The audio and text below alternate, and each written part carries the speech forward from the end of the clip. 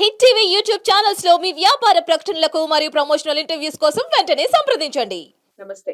ఎన్నో ఆధ్యాత్మిక కార్యక్రమాలు నిరంతరం మన ఛానల్లో కొనసాగుతూనే ఉంటాయి. మీ నుంచి విశేష స్పందన వస్తోంది. సో, ఇందులో భాగంగా ఈరోజు చాలా మంచి టాపిక్ అండి. అందరూ ఎక్కడా కూడా స్కిప్ చేయకుండా చూడండి వీడియోని. ఎందుకంటే బాగా చాలా మందికి ఇష్టమైన టాపిక్ అనుకుంటున్నాను. అశ్వత్థామ అనగానే కల్కి మూవీకెళ్ళిపోతున్నారు అందరూ. సో, అసలు ఎవరు చిరంజీవులు? అశ్వత్థామ ఎందుకు చిరంజీవి అయ్యాడు? అవ్వటానికి గల కారణాలేమిటి? చాలా వీడియోస్ చాలా రకాలుగా చాలామంది చెప్పున్నారు. కానీ పురాణాలు ఏం చెప్తున్నాయి? మరి కల్కి అవతారం తర్వాత నిజంగా అశ్వత్థామ మనకి కనిపించడా? ఈ విషయాలన్నిటికీ ఒక ఫుల్ స్టాప్ పెట్టే ప్రయత్నం చేయబోతున్నాను. సో, వీడియోస్ అన్నీ చూడండి. తప్పకుండా ముందు అసలు చిరంజీవుల గురించి తెలుసుకునే ప్రయత్నం చేద్దాం మొదటి వీడియోలో. ఎవరు చిరంజీవులు? ఎందుకయ్యారు? ఏమిటి? ఆ కథా కమావేశం ఏమిటి? ఏం చెప్తారు రఘుప్రియ గారు? మనందరికీ సుపరిచితులే.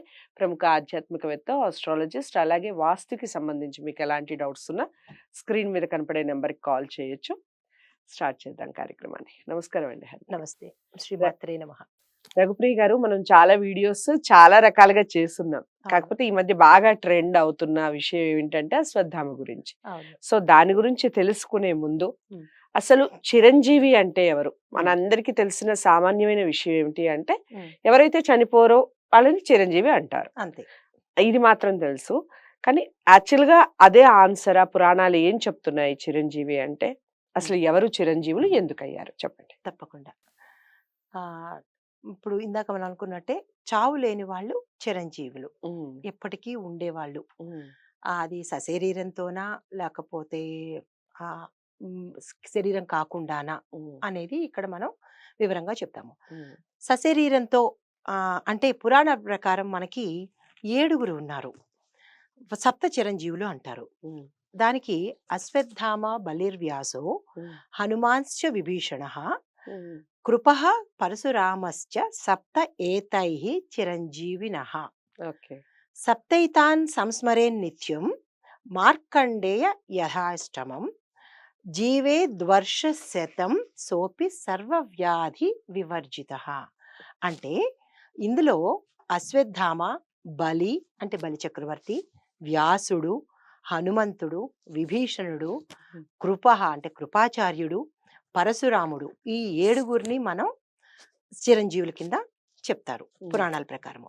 అయితే ఈ 7 కాకుండా మార్కండేయుడు, ధ్రువుడు కూడా మనకి చిరంజీవులే. కానీ ఓకే. వీళ్ళలోకి మనకి కలపలేదు వాళ్ళని. హ్మ్. ఈ 7 మాత్రమే కలిపారు.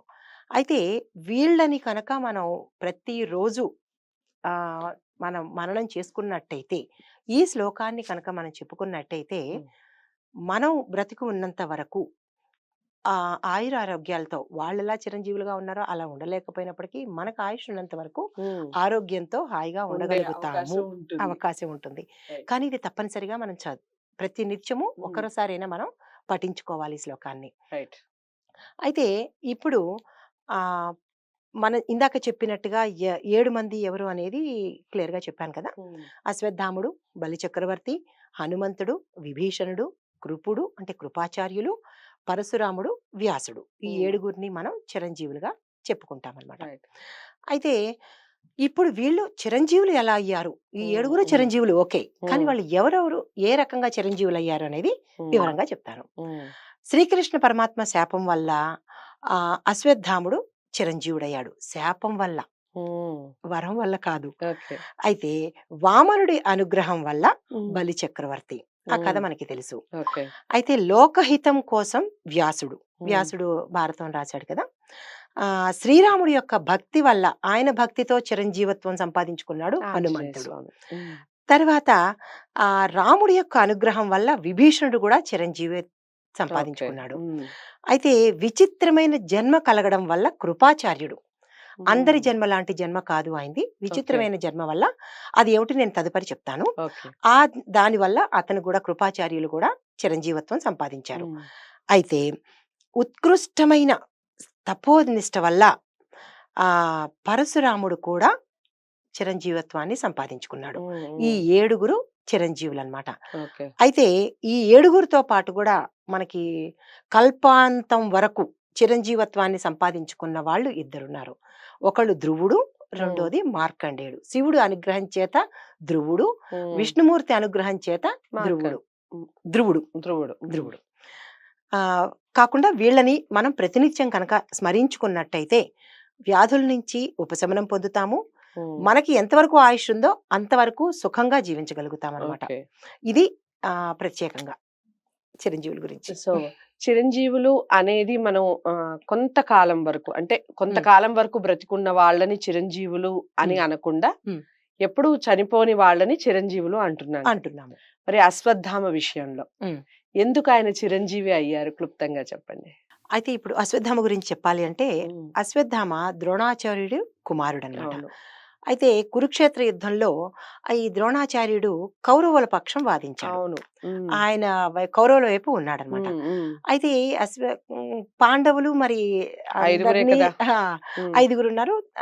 అందరినీ దీనిలో సంహరిస్తున్నారు. అందరినీ చంపేశారు. ఉమ్. చంపేసేటప్పటికి తన తండ్రిని చంపారన్న కసితో అంటే ఆ కోపంతో ఈ అశ్వత్థాముడు ఏం చేస్తాడంటే పాండవులు అంటే యాక్చువల్గా మనకి యుద్ధానికి ఒక పరిమితి టైం ఉంటుందన్నమాట. ఉమ్. ఈ టైం నుంచి సూర్యోదయాన్నించి సూర్యాస్తమం వరకు మాత్రమే యుద్ధ నీతి. అదేంటంటే అక్కడికి ఇంకా సమాప్తి చేసేసేయాలి. ఉమ్. మళ్ళా తర్వాత సూర్యోదయానికి యుద్ధాన్ని మొదలు పెడతారు. ఉమ్. అయితే అసుర సంధ్య అంటే సూర్యాస్తమం అయిపోగానే ఎక్కడ వాళ్ళు అక్కడికి ఆయుధాలని నిరాయుధాలు చేసేసి అంటే ఆయుధం లేకుండా ఎక్కడక్కడ ఉంచేసి ఎక్కడ వాళ్ళ గుడారాల్లో సేద తీరుతారు. ఉమ్. అయితే ఈయన అశ్వత్థామ ఏం చేశాడంటే దొంగచాటుగా అర్ధరాత్రి టైం అప్పుడు ఆ పాండవులే తన తండ్రిని చంపాడు అన్న కక్షతో ఏం చేస్తారు, పాండవుల్ని సంహరిద్దామని అనుకుని చీకట్లో ఉప పాండవుల్ని చంపేస్తాడు. ఉహుం. గొంతు పిసికి నులిమి చంపేస్తాడు. అంటే అతి ఓకే. క్రూరంగా చంపుతాడు. అంటే ఉమ్. అప్పటికి ఆయన కోపాలు, ఆవేశము, ఆ క్రోధము వల్ల ఎవరు ఏమిటి అనేది ఉచ్చనీచం మర్చిపోయి ఈ ఉమ్. పిల్లల్ని చంపేస్తాడు. ఓకే. అది తర్వాత తెలిసి కృష్ణుడు శాపము. ఆ కథ నేను తర్వాత చెప్తాను. రైట్. రైట్. సో కృష్ణుడి శాపం వల్లనే ఆయన వచ్చాడని మన కల్కి మూవీలో కూడా చూస్తున్నాం కాబట్టి ఇంకా ఆ. దాన్ని క్లుప్తంగా తెలుసుకునే ప్రయత్నం చేద్దాం. తప్పకుండా. అయితే రఘుప్రియ గారు, ఈ చిరంజీవులు ఎందుకయ్యారు అనేది కూడా నేటి తరం పిల్లలకి చాలా ఇంపార్టెంట్. అవును. అసలు బలి చక్రవర్తి ఎందుకు చిరంజీవి అయ్యారు, దాని ఉమ్. వెనకాల ఉన్నటువంటి స్టోరీ ఏమిటి, అవును. పిల్లలు తెలుసుకోవటం వల్ల కూడా చాలా యూస్ఫుల్ ఉంటుంది. వాళ్ళు నెక్స్ట్ జనరేషన్ వాళ్ళకి చెప్పే అవకాశం ఉంటుంది. తప్పకుండా. కేవలం సినిమాలే కాకుండా దాని వెనకాల ఇంత చరిత్ర ఉంది అనేది. అవును. సో అలా ఒక్కొక్కళ్ళకి సంబంధించి బలి చక్రవర్తి నుంచి మొదలుపెట్టి మనం అశ్వత్థామ వరకు ఈ స్టోరీ అంతా క్లుప్తంగా వీలైనంత వరకు క్లుప్తంగా అందరికి తప్పకుండా. అర్థమయ్యేటట్టుగా చెప్పండి. ఎందుకు అయ్యారు వాళ్ళు చిరంజీవులు అని. అసలు మన ఈ నేటి తరము పురాణాల గురించి కానీ మన హిందుత్వం గురించి కానీ ఆ రామాయణ భారత భాగవతాల గురించి వాళ్ళ క్యారెక్టర్స్ ఏమిటి అది మనకి ఈ జనరేషన్లో ఈ పిల్లలకి మనకి కానీ మన ముందు తరాల వాళ్ళకి కానీ మనకి ఎలాగా అమ్మమ్మలు నాయనమ్మలు చెప్పడం వల్ల మనకి తెలిసింది. కానీ ముందు తరాల వాళ్ళకి ఆ చెప్పే సౌకర్యము కుదరటం లేదు, ఆ అవకాశము కుదరటం లేదు. కాబట్టి ఈ మాధ్యమాల ద్వారా కూడా ఈ నేటి తరము నేర్చుకుని తెలుసుకుంటే అసలు కర్ణుడెవరు, రాముడెవరు, కృష్ణుడెవరు, రేపొద్దున వాళ్ళ గుణగణాలేంటి, రాముడు అని తెలుసుకోవడమే కాదు రాముడు గుణగణాలని మనం కొంచెమైనా పాటించగలగాలి. అవును. ఇలాగ మన పురాణాలు వాటి క్యారెక్టర్స్ అందులో ఉండే వాళ్ళు ఏంటి చేస్తున్నారు అది మనకి ఎలా ఉపయోగపడుతుంది అనేది నేటి తరం తప్పకుండా ఖచ్చితంగా తెలుసుకోవాలి. అయితే ముందుగా మన ప్రస్తావనలో బలి గురించి చెప్తాను, బలి చక్రవర్తి గురించి. ఆ కథ అందరికీ తెలిసిందే కదా. బలి చక్రవర్తి దానవ చక్రవర్తి అన్నమాట, అవును. రాక్షసుల రాజు. అయితే ప్రహ్లాదుడికి మనవడవుతాడు. ప్రహ్లాదుడి కొడుకు విరోచనుడు, విరోచనుడు కొడుకు ఈయన బలి చక్రవర్తి. అయితే ప్రహ్లాదుడికి మనవడు అవుతాడు. అయితే మహాదాతల్లో మనకి దాతలు అనగానే గబుక్కన గుర్తొచ్చేది ఎవరు? బలి చక్రవర్తి, బలి చక్రవర్తి, కర్ణుడు ప్లస్ దధీచి, దధీచి ప్లస్ శిబి చక్రవర్తి గుర్తొస్తాడు. బలి, శిబి, దధీచి, కర్ణుడు కూడా దానకర్ణుడు అని మనకి కొంచెం తెలిసింది. దాతల్లో కూడా ఆయన కూడా ఉన్నాడు. నలుడు కూడా గుర్తొస్తాడు, నల మహారాజు కూడా. కానీ ప్రముఖంగా మనకి చెప్పుకుని అంటే వీళ్ళు ఐదుగురు ఉన్నారు. అందులో ఇప్పుడు మన ప్రస్తావనలో బలి చక్రవర్తిని తీసుకుందాము. అయితే ఈ బలి చక్రవర్తి వామనావతారంలో ఈయన విపరీతమైన దానం చేస్తాడు. అడిగింది అడిగినట్టుగా ఎవరికంటే వాళ్ళకి దానం ఇచ్చేస్తాడు. ఆయన గురువు శుక్రాచార్యులు వారు అనమాట. ఒకరోజు మహావిష్ణుమూర్తి వామనావతారంలో వచ్చి అందరికీ దాన ధర్మాలు చేస్తుంటే ఈయన కూడా వామనుడిలాగా వచ్చి అడుగుతాడు. నాకు దానం చేస్తావా అంటే, తప్పకుండా ఇస్తాను. అడిగింది అడగకుండా ఇచ్చేస్తాను అంటాడు. అప్పుడు కృపాచార్యుడు తన మనోనేత్రంతో చూస్తాడు. వచ్చింది వామనుడు పొట్టివాడు కాదు. ఈయన మహా గట్టివాడేను అని తన రాజుని హెచ్చరిస్తాడు. రైట్. బలి చక్రవర్తి నువ్వు తొందరగా మాట ఇచ్చేసేయకు అని. అయితే లేదు నేను ఒకసారి మాట ఇచ్చేసిన తర్వాత కాదు అన్ను అని చెప్పి ఆ స్వామి మీకేం కావాలి అంటే నాకు 3 అడుగులు చాలు. నా అడుగులు ఎంత చిన్న అడుగులే కదా, నాకు 3 చాలు అనగానే ఇచ్చేశాను అని చెప్పి ఆ కథ అందరికీ తెలిసిందేనా, ఒక్క చిన్న ప్రస్తావనతో చేస్తాను. శుక్రాచార్యుల వారి దగ్గర నుంచి తీసుకుని ఆ కమండలం తీసుకుని పోస్తూ ఉంటే శుక్రాచార్యుల వారు ఒక పురుగు రూపంలో కందిరీగ రూపంలో ఆ కమండలంలో దూరతారు. దూరేటప్పటికి ఆ నీరు ధార పోస్తేనే కదా మనం దానం చేసినట్లు లెక్క. ఆ దానం చేస్తున్నప్పుడు మళ్ళా ఏం చేస్తారంటే ఆ నీరు రాకుండా ఉంటుంది. ఆ విషయం అన్ని గ్రహించిన సర్వాంతర్యామి విష్ణుమూర్తికి తెలిసింది. ఎక్కడ మళ్ళా మనసు మారిపోతుందో దానం చేసేటప్పుడు కూడా మన ఎడం చేతికి తెలియకుండా కుడి చేతి నుంచి చెయ్యాలన్నమాట. ఎక్కడ మనసు మారిపోతుందో అని చెప్పి ఈయన ఏం చేస్తాడంటే 3 సార్లు చూడంగానే ఇంకా ఆయనకి అర్థమైపోయి దర్భపుల్ల తీసి ఆ కమండలంలో పొడుస్తాడు కన్నంలోంచి. పొడిచేటప్పటికి అది వెళ్ళి నేరుగా శుక్రాచార్యుడికి కన్నుకి తాకుతుందన్నమాట. అందుకే శుక్రాచార్యుడు ఒక కన్నుతోనే ఉంటాడు. ఒక కన్నుతోనే ఉంటాడు. కారణం అది. కారణం ఇదనమాట. అయితే ఈయన ఏం చేస్తాడంటే ఎలాగ ధార పోసేశాడు, అయిపోయింది ఇచ్చేసినట్టు. ఓకే. ఒక అడుగంతా మన భూమి ఆక్రమించేశాడు. ఆక్రమించేస్తాడు. ఇంకో అడుగంతా పృథ్వీ ఆకాశం. మండలం అంటే ఆకాశాన్ని ఆక్రమించేశాడు. పృథ్వీ అయిపోయింది, ఆకాశం అయిపోయింది. ఇంకొక ఇంకెక్కడ అడుగు ఎక్కడ అని ఉంది అనగానే అడుగుతాడు. అప్పుడు అయినప్పటికీ హెచ్చరిస్తూనే ఉంటాడు శుక్రాచార్యుల వారు గురువు గారు. ఉమ్. లేదు నాయన లేదు మహానుభావ ఇచ్చేసాను కాబట్టి నా నెత్తి మీద పెట్టండి అని చెప్పేసి ఆ అడుగుని 3వ అడుగుని పెట్టించేస్తారు. ఉమ్. ఉమ్. 3వ అడుగుని పెట్టించగానే ఆయన పాతాళంలోకి వెళ్ళిపోతారనమాట. ఉమ్. అంటే అక్కడ అర్థం ఏంటంటే ఆయన ఇప్పటికీ పాతాళంలో ఆయన ఉన్నాడు. సజీవంగానే ఉన్నాడు అని. అందుకు చిరంజీవుడు చిరంజీవుడు అయ్యాడు అనమాట. తర్వాత విభీషణుడు. విభీషణుడు మనకి తెలుసు కదా, రావణాసురుడి అన్నగారనమాట, తమ్ముడు. అయితే ఆయన సీతను అపహరించి తెచ్చినప్పుడే హెచ్చరిస్తూ ఉంటారు. అన్నయ్య గారు ఇది చాలా తప్పైన విషయము, పరస్త్రీ మనకి పనికిరాదు అని చెప్తూ ఉంటారు. అయినప్పటికీ అప్పగించేసేమని సలహా ఇచ్చినా కానీ ఆయన అప్పగించడనమాట. అది కనుక చేసి ఉండుంటే రావణాసురుడు కూడా మన ఈ చిరంజీవుల జాబితాల్లోకి చేరిపోయేవారు. నిజానికే అప్రభక్తిపరుడు అండి రావణాసురుడు. అసలు ఆ భక్తిలో ఆయన మించిన వాళ్ళు లేరు అవును. అసలు. ఆ ఒక్క క్వాలిటీ అంటే ఆ గుణం చాలు ఈయన కూడా చిరంజీవత్వంలోకి రావడానికి. కానీ ఆయనకున్న ఒకే ఒక్క చెడు సీతమ్మ వారిని అపహరించడం. అంటే స్త్రీలోలత్వం ఉండడం వల్ల ఎంతటి మహానుభావుడైన దీని వెనక మన ఆంతర్యం ఏంటంటే ఏ ఒక్క చిన్న అవలక్షణం చాలు మనిషిని పతనం చేయడానికి అనేది ఒక చిన్న ఇక్కడ సందేశం అన్నమాట. అయితే లేదంటే దాదాపుగా రావణాసురుడు కూడా కల్పాంతం వరకు ఉండేవాడే. సో ఆ రకంగా ఆయన రాముణ్ణి శరణు వేడి ఇక మా అన్నయ్య గారు వినటం లేదు అని చెప్పి రాముణ్ణి ధర్మం వైపు వెళ్ళిపోయి చిరంజీవత్వాన్ని రాముడు అనుగ్రహంతో సంపాదించుకున్నాడు. ఓకే. తర్వాత ఆ ఇంకొకళ్ళని చెప్పుకోవాలి అంటే పరశురాముడు. పరశురాముడు రామావతారంలోనే మనకి పరశురాముడు కనిపిస్తాడు. రైట్. అంటే ఆయన చాలా కోపిష్టి పరశురాముడు. రాముడు పరశురాముడు అంటే భేదం లేదు, ఆయన విష్ణు అంశతోనే వచ్చిన వాడే. అయితే ఈయన ఈ అవతారం ఎట్లా వచ్చిందంటే రేణుకామాత జమదగ్నుల కొడుకు ఈయన. అయితే జమదగ్ని మహాముని తండ్రిని వధించారు, ఒక రాజు చంపేశాడు అన్న ఉద్దేశంతో ఆ రాజుల మీద అందరి మీద ఆయన్ని దండయాత్ర చేస్తాడు. 21 సార్లు మొత్తం చుట్టి రాజులందరినీ సంహరిస్తాడు. రాముడికి పరశురాముడికి ఉన్న చిన్న భేదం ఏంటి తెలుసా? పరశు ఆయన చేతిలో గొడ్డలి ఉంటుంది, రాముడి చేతిలో విల్లు ఉంటుంది. గండ్ర గొడ్డలి ఉంటుంది. గండ్ర గొడ్డలి పరశు అంటే గొడ్డలి అని అనమాట. అందుకని రాముడికి పరశురాముడు అని వచ్చింది అనమాట. ఆయన అవతారం, ఆయన చిరంజీవి. రామాయణం చివరి వరకు ఆయన ఉన్నాడు, ఇప్పటికీ ఆయన ఉన్నారు. అయితే విష్ణుమూర్తి యొక్క అవతారం అయ్యి ఉండడం వల్ల ఆయనకి చిరంజీవత్వం వచ్చేసింది. తర్వాత మనం కృపాచార్యుల గురించి చెప్పుకోవాలి. కృపాచార్యులు అంటే శరద్వంతుడు అనే ఒక ఋషి అంశతో ఈయన పుట్టాడు. ఎక్కడ పుట్టాడు అంటే రెల్లు గడ్డి మీద పుట్టాడు. ఉమ్, గడ్డి ఉంటుంది కదా, గడ్డి వేరు, రెల్లు గడ్డి వేరు, చాలా ఉమ్, షార్ప్ గా ఉంటుంది ఎడ్జెస్. ఉమ్, ఉమ్, ఆ రెల్లు గడ్డి మీద ఇతనికి పుట్టాడు. అంటే అయోనిజుడు. ఉమ్, ఆయనకి ఒక తల్లి గర్భం నుంచి వచ్చినవాడు కాదనమాట. ఉమ్, ఉమ్, ఆయన జన్మ విచిత్రమైన జన్మ.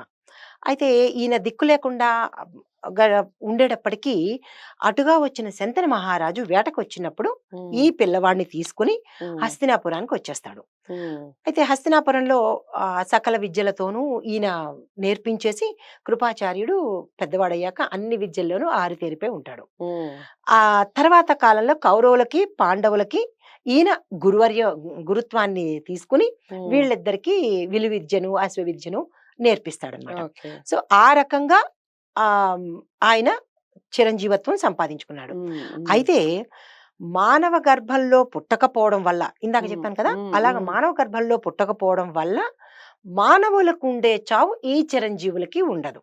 ఓకే. అందువల్ల వాళ్ళకి చిరంజీవత్వం ఆపాదించబడింది ఓకే. అనమాట. అంటే వీళ్ళు రకరకాల విధంగా పుట్టారు కాబట్టి అసలు మెయిన్ చిరంజీవి చిరంజీవత్వం వచ్చింది. రైట్. అది దేవానుగ్రహం వల్ల కావచ్చు, దేవుడి ఉమ్, శాపం వల్ల కూడా అవునవును. కావచ్చు ఉమ్, అన్నమాట. ఉమ్, ఇది మనకి పురాణాలు, భారత భాగవతాలు చెప్పిన ఉమ్, విశేషము. ఉమ్, అయితే తదుపరి వేదవ్యాసుడు. ఉమ్, వేదవ్యాసుడు లేకపోతే అసలు భారతమే లేదు. అవును. అయితే ఈయన కౌరవుల తండ్రి అయిన ధృతరాష్ట్రుడు, తర్వాత పాండవుల తండ్రి అయిన పాండురాజుకి ఉమ్, తండ్రి అన్నమాట. ఓకే. ఈయన ద్వారా కౌరవుల తండ్రి పాండురాజు, ఆ, పాండవుల తండ్రి పాండురాజు, కౌరవుల తండ్రి ధృతరాష్ట్ర. ధృతరాష్ట్రుడు. అయితే భారతంలో మనకి ప్రతి చోట ఈ వ్యాసుడు గురించి ప్రస్తావన అవును. వస్తుందన్నమాట. అయితే ఈయన భారతాన్ని అక్షర రూపంలో రాసిన మహావ్యక్తి. ఉమ్, అయితే ఈయన ఒక భారతమే కాకుండా అష్టదశ పురాణాలను కూడా ఈయనే రచించాడు. ఓకే. ఆ అందుకనే ఇదే కాదు, వేదాలను కూడా క్రమబద్ధీకరించి అక్షర రూపంలో పెట్టాడు. ఓకే. భారతం రాశాడు, తర్వాత అష్టదశ పురాణాలు, భాగవతం రాశాడు. ఉమ్, భాగవతము, అష్టదశ పురాణాలు ఉమ్, ప్లస్ వేదాలను కూడా అక్షీకరించాడు. కాబట్టి ఉమ్, వేదవ్యాసుడు అని ఈయన ఇప్పటికీ ఉమ్, చిరంజీవత్వంగానే ఉమ్, ఉన్నాడు. తర్వాత హనుమంతుడు. ఉమ్, శివుడు తేజస్సుతోనూ వాయుదేవుడి అంశతోనూ అంజనీ కేసరీలకు ఓకే. ఈయన పుట్టాడు. ఉమ్, ఉమ్, అయితే రామాయణంలో ఈయన పాత్ర చాలా కీలకం. ఓకే. సుందరకాండ నుంచి ఈయన అవునవును. ప్రవేశం జరుగుతుంది. అసలు సుందరకాండ ఎన్నిసార్లు చూసినా ఆ ఎన్నిసార్లు విన్నా విన్నా తనివి అసలు తీరదండి తనివి నిజంగా. తీరదు. ఉమ్, అందులో ప్రతి ఒక్క సర్గ ఉమ్, మన ప్రాబ్లమ్స్ కి సొల్యూషన్. అవును. అవును. ఉమ్, ఉద్యోగాలకు కానీ, మనకి ఏదైనా ఆర్థికంగా కానీ, పదవులకు కానీ ఉమ్, సుందరకాండలో ప్రతిదీ మనకి సొల్యూషన్ దొరుకుతుంది అనమాట, ఉమ్, ప్రతి ఉమ్, సమస్యకి. అయితే ఈయన నవవిధ భక్తుల్లో ప్రథముడు ఉమ్, ఆంజనేయ స్వామి. ఉమ్, ఈయన భక్తితో, అంటే ఇప్పుడు మనకి 9 రకాల భక్తి మార్గాలు ఉన్నాయి. ఉమ్, ఉమ్, జపము, తపము, స్మరణము, అవును. నామము, అవును. సేవనము, ఉమ్, ఇలాగా. ఉమ్, ఈయన ఏం చేశాడు, ఏ ఒక్కటి తప్పినా రాముణ్ణి సేవించుకోలేనేమో అని ఈ 9 భక్తి మార్గాలు ఆయన అవలంబించేశాడు. అవును. అన్ని ఉమ్, మార్గాలు ఉమ్, అవలంబించాడు. సో రాముడి స్మరణం వల్ల కానీ, దాస్యం వల్ల కానీ, జపం వల్ల కానీ, నిరంతరము కీర్తనం వల్ల కానీ ఒక్క నిమిషం కూడా ఆయన రాముడి ఇదిని ఉమ్, వదులుకోదలుచుకోలేదన్నమాట. సో ఉమ్, ఆ రకంగా ఈయన కూడా చిరంజీవత్వాన్ని సంపాదించాడు. ఉమ్. ఇది చిరంజీవుల గురించి క్లుప్తంగా క్లుప్తంగా. చాలా అంటే చాలా చక్కగా చెప్పారు. చిరంజీవులని మనం మాట్లాడుకుంటూ ఉంటాం రెగ్యులర్ గా చాలా మంది. అసలు చిరంజీవి అన్న పేరు ప్రతి ఒక్కళ్ళకి తెలిసిన పేరే. మన మెగాస్టార్ చిరంజీవి గారికి కూడా అదే పేరు కాబట్టి, అంటే శివశంకర వరప్రసాద్ అనేది చాలా తక్కువ మందికి తెలుసు. ఇప్పటి తరం వారికైతే అసలు తెలియదేమో, చిరంజీవిగానే తెలుసు. సో ఎందుకు చిరంజీవి అన్న అంత పేరు అంత పవర్ఫుల్ అంటే కారణం ఇది. పిల్లలందరికీ కూడా తప్పకుండా ఈ వీడియోని పెద్దవాళ్ళు పనిగా పెట్టుకొని చూపించే ప్రయత్నం చేయండి. మన పురాణాలకు సంబంధించి, మన ధర్మాలకి సంబంధించి తెలియని ఎన్నో విషయాలు తెలియచెప్పే ప్రయత్నం చేస్తూ ఉన్నాం కాబట్టి ప్రతి ఒక్కరికి షేర్ చేయండి వీడియోని, లైక్ చేసి అలాగే ఛానల్ని సబ్స్క్రైబ్ చేసుకోండి. దీనికి సంబంధించి ఈ చిరంజీవులకు సంబంధించి మరో వీడియో చేసే ప్రయత్నం చేస్తాను. దొరుకు సెలవు. నమస్తే.